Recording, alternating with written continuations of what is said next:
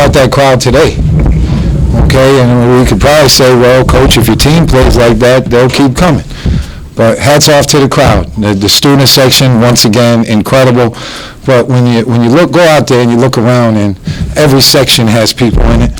And then I'm sure the beer garden helps because I had a whole bunch of folks up there too. But just the environment on a Saturday afternoon, what's better than that? You know, you come in, you got kids running around, you got a good basketball game going, you got beer being sold, you got former players all over the place. Just a cool environment for a college basketball game. I'm so thankful that our guys fought hard enough to hold them off. They just beat us a couple weeks ago down in Delaware, and it wasn't very close at all. Okay, right from the jump. First play, we overran. They moved it, hit a three. I want to say it was like 14-2 to start the game, and it wasn't fun at all. And Teron wasn't playing that day. Middleton, I've known him for a long time, so he's out there dancing on me, probably because he ended up on a different team, but we knew that family well. We recruited him, so he was definitely showing us where we made a mistake when we were down there. He played for Jamal Meeks at Ball State, so I'm sure that had some extra stuff for him too. But today, our guys did enough to win. We kept fighting. I think my team is growing up, and what I mean by that is most of our main guys are sophomores. Okay, they're all sophomores. All right, now, because of prep school and different things, they might be 21, 22, 20-something years old, but they're only sophomores in games. And when you have older guys, it definitely helps your team. So these guys fighting to hold that team off today was really, really big time. For a lot of the season, you seemed like you were trying to find that foil for Abdi. And now the way Madison has really stepped up, giving you kind of that 1-2 punch in the backcourt. Talk about that. Well, as I keep telling Madison, the other day his dad sent me a text and said, man, what you been feeding my boy?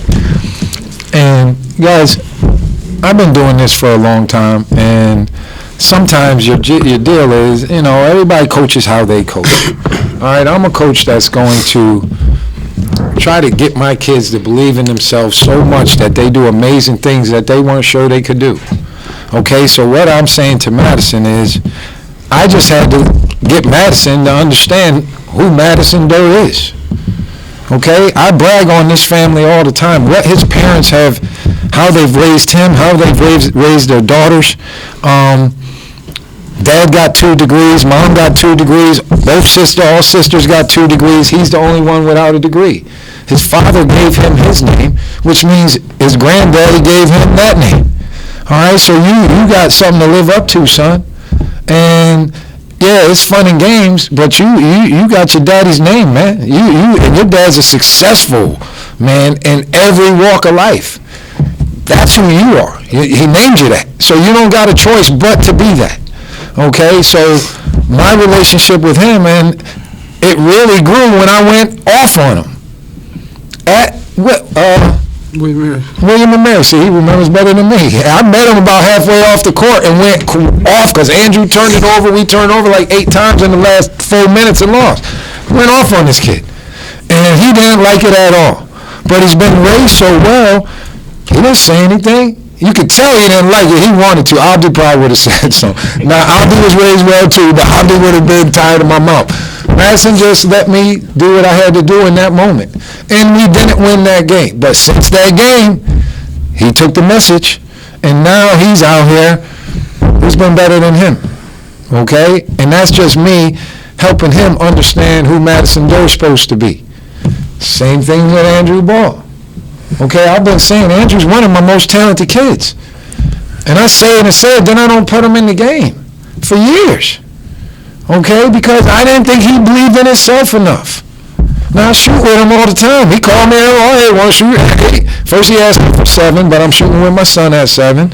So then I give him 8:30. Then he texts for 8:30. I got Andrew at 8:30. And it's more, it isn't really workouts. It's me spending time with him and showing him. And when he's shooting, just tell him, Andrew, you're so good. You got to believe in it. And once you start believing, Andrew, people going to be coming to see you play, meaning scouts. And now it's starting to come together for him. So I'm just happy for him. I'm happy for him. Abdi gets beat up every night. Everybody's got two hands on him. Everybody's hitting him off. Anytime we see a ball screen, he gets hit twice. If he comes off a down screen, they push him, they hit him.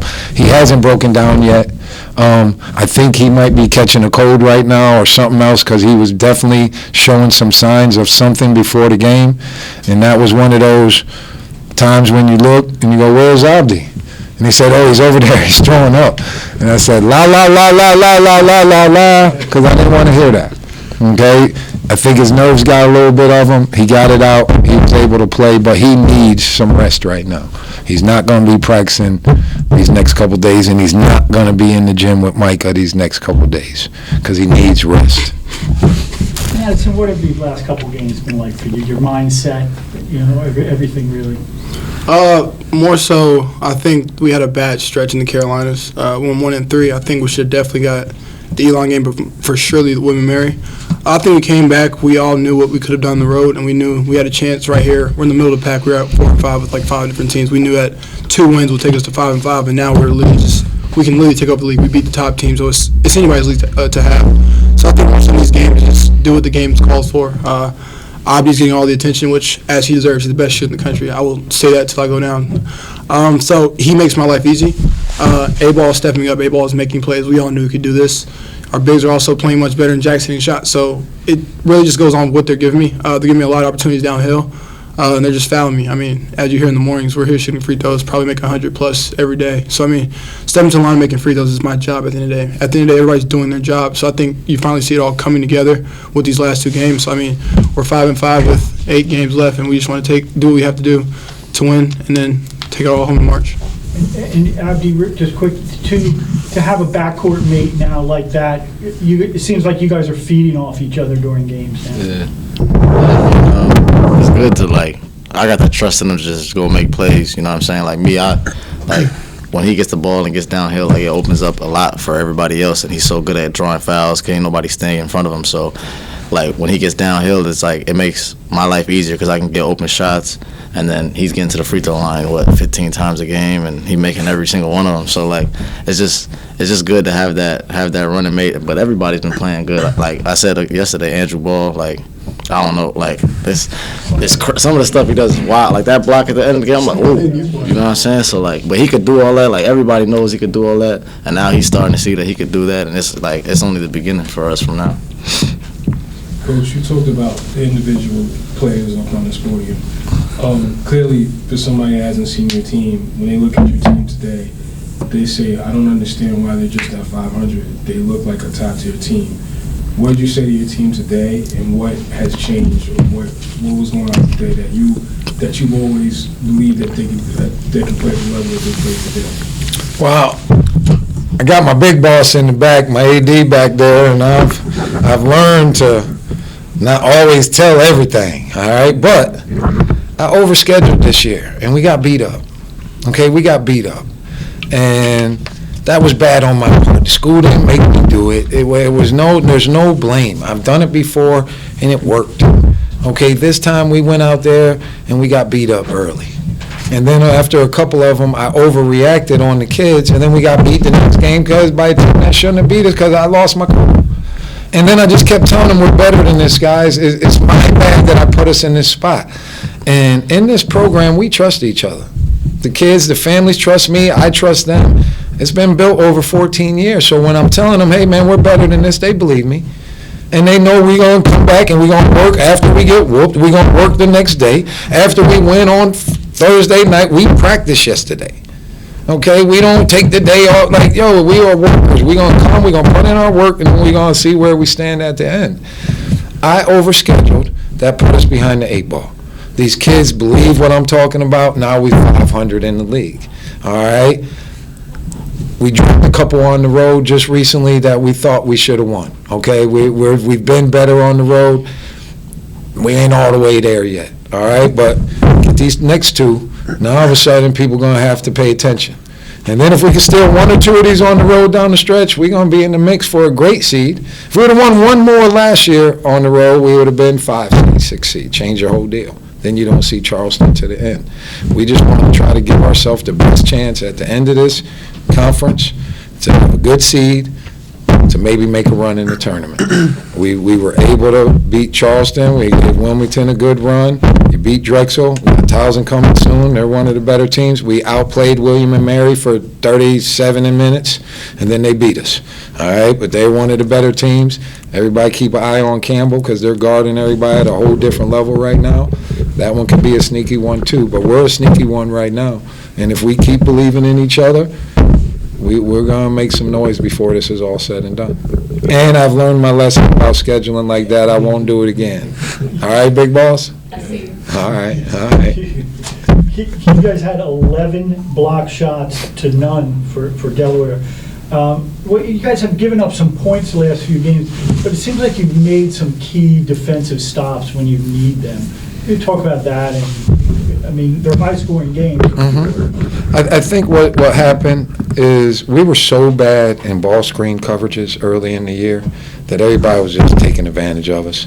And we had to step back and look at it. And that was my fault too, because I had 3 different big men. I had different ways we were going to guard it, and then we weren't good at any of them. So then you have to say, as the coach, I messed that up too, so we're going to get better at ball screens first. All right, once we started dealing with ball screens better, I got some really good defenders on this team. All right, Madison can guard his position. Jarrett is a dominant defender. Jack is a dominant defender. Doc is known for defense. Abdi's known for offense, but he's worked a lot harder on D. All right, seems like people try to get him. He's fighting harder on D. So we should be good on defense. And I think now that we're league games, our defense has been a lot better, just because we're not in over our head with high majors or just coming off of a beating that we maybe shouldn't even been in that game. Andrew, what has this been like for you, kind of your evolving role in the rotation over the last month or so? I mean, it's been good. I'm happy that I'm playing. You can say how you feel, man. You know how you do, bro. Say how you feel. You tired of coach not playing? I mean, I was waiting patiently to start playing the minutes I thought I deserved. But I think Coach Rice and my teammates, especially these two here and Jack Collins, always told me, like, just keep believing in yourself. Like, you know, I was down in the beginning, like, pretty down about the whole thing. And I think now that I'm finally getting lost in the game, like Coach Rice says, it's kind of just, like, panning out how it should be. So it feels good. And, guys, I'm telling you, it's coming. All right? It's coming. Because the things he does with the basketball, and I'm just trying to get him to understand, he can do so many things. I'm trying to just limit so he does a couple of them right now, so we can grow into being able to do all of them in games. Question for you, Andrew Ball. Delaware played a very physical game where they put a lot of pressure on the rim, as well as fouling you guys. They were aggressive by, I want to say Collins a few times, but you guys stayed focused. You had the right mentality in the second half. Can you talk about the message from your coaches going into the second half, especially after the 6-minute mark, the type of mentality that you guys have to stay together? I mean, Coach Rice said the best this morning. He said, like, let's not just be a Thursday team, because it seems like we play very well on Thursday, and then we have a day off, and then we kind of come out sluggish or whatever.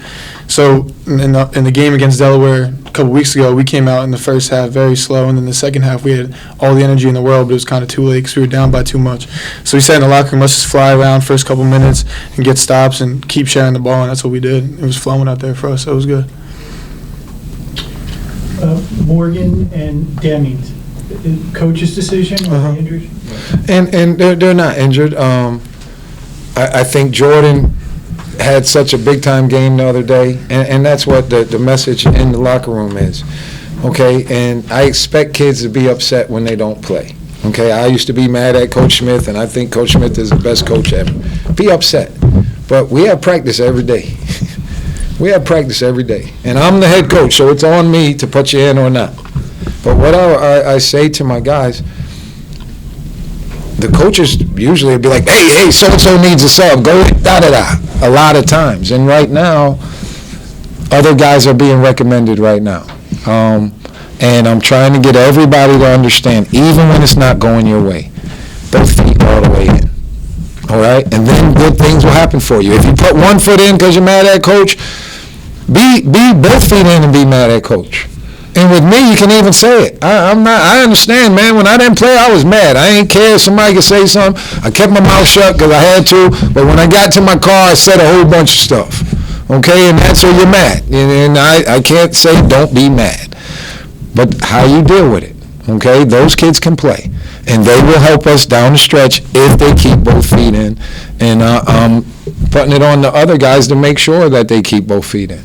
That's what teams do. They were playing earlier. Now some other guys are playing better. No punishment, no anything. Need you to play better. Last question, just for me. I know you talked about earlier how it's good to have the guys around you. What are you seeing from them every day in practice that makes you feel comfortable that when there's double teams, because it was clear and evident Delaware was like, you're not. Everybody else goes Crazy. Ain't gonna be. And then the other guys stepped up. What are you seeing from them every day in practice that we don't normally see, that you felt comfortable and wasn't shocked about the outcome of the play from the guys today? Yeah, I mean, like I see it every day, not in practice too, but like just working out. Like I see them working out all the time. We work on all different types of stuff, and so it's easy when practice is like so high intense. And I feel like our practice was very intense this week, and we were just getting after each other.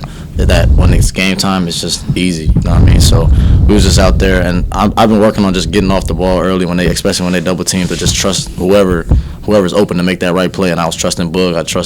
I threw one to Andrew. Andrew whipped it right to Boog. So everybody's just flowing, and it's like when you put two on the ball and you can cause that scenario, then I mean somebody's open. You know what I mean? So I feel like we're just flowing right now, and we're at a pace where if we just stay at this pace and just keep up our intensity, keep up our high, keep up the work and everything will go in our favor. And then my last thing is my 86-year-old mother-in-law has been here for 2 months. And it's been such a blessing. It's so cool. She lives in Laguna Beach, and she didn't get to come last year because a dog knocked her over when she was down at the beach. She still goes in the ocean every single day when she's home in California, so she's as healthy and alive and just energy through the roof, more energy than all of us, but she's leaving tomorrow. And I know my wife is going to have a couple hard days. But we love when she's here. We're so thankful. She supports these guys so much. She could be anybody's statistician. And she's never watched college basketball until it's Monmouth or a team that I was coaching. I don't know how she does it because she doesn't have sheets. She just does it on a piece of paper. But she will tell you who has this amount of points, who has the assists, how many fouls they had, and then can talk you through it on her sheet. But I'm just thankful that my wife and I got to spend this time with her, just appreciating her mom being here for that long to support our guys. I just had to say, hopefully she gets to see this. Thank you, guys.